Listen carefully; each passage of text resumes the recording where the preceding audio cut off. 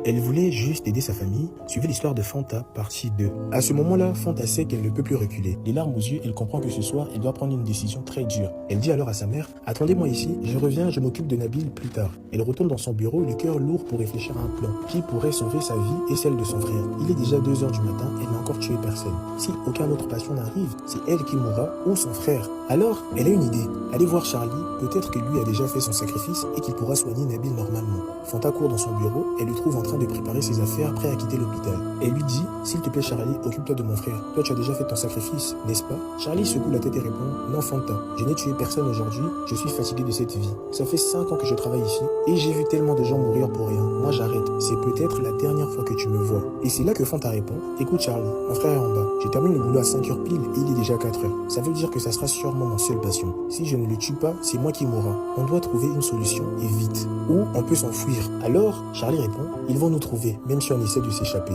Alors, Fanta dit à son tour, pas si on détruit toutes les preuves. Pendant ce temps, dans la salle d'accueil, sa mère s'impatiente. Mais pourquoi on nous fait attendre comme ça? C'est quoi ce comportement? Fanta arrive et dit, calme-toi maman. Elle prend son frère, lui fait passer quelques examens et lui prescrit des médicaments. Puis elle dit, rentrez à la maison, n'ouvrez la porte à personne. Peut-être que je ne rentrerai pas demain matin. Sa mère s'énerve et se lève. Mais qu'est-ce qui se passe ici? Rentre maman, arrête d'agir comme une enfant, réplique Fanta. Mais sa mère insiste. D'ailleurs, moi aussi j'ai mal au dos, soigne-moi. Fanta n'en croit pas ses oreilles. Il est presque 5 heures, elle n'a encore sacrifié personne et sa mère veut maintenant devenir sa deuxième patiente. C'est là que Charlie surgit et répond. Madame, s'il vous plaît, partez, sinon vous allez mourir, sortez vite. Effrayée, la mère demande, comment ça? Qui va nous tuer? Les larmes aux yeux, Fanta crie, sors tout de suite, maman, je t'en prie. Ne cherche pas à tout savoir. Paniquée, sa mère prend son fils et tous les deux montent rapidement dans un taxi pour rentrer à la maison. Restée seule, Fanta se tourne vers Charlie et lui dit, comment on va faire maintenant? Tu as révélé le secret de l'hôpital à ma mère et en plus, ni toi ni moi n'avons encore tué quelqu'un aujourd'hui. Il est déjà 5 heures du matin, ça veut dire qu'on va mourir. Charlie réfléchit puis dit, non, s'il n'y a pas de contrat, ils ne peuvent rien nous faire.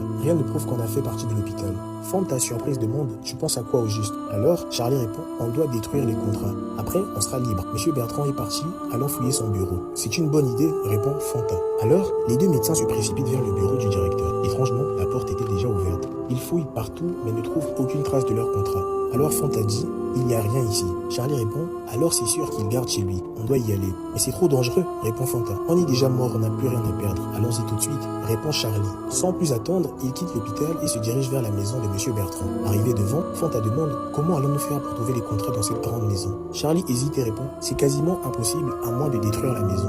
Détruire? Mais comment? Elle est énorme, répond Fanta. On peut entrer en douce, ouvrir le gaz et mettre le feu. La maison brûlera avec tous les documents, répond Charlie.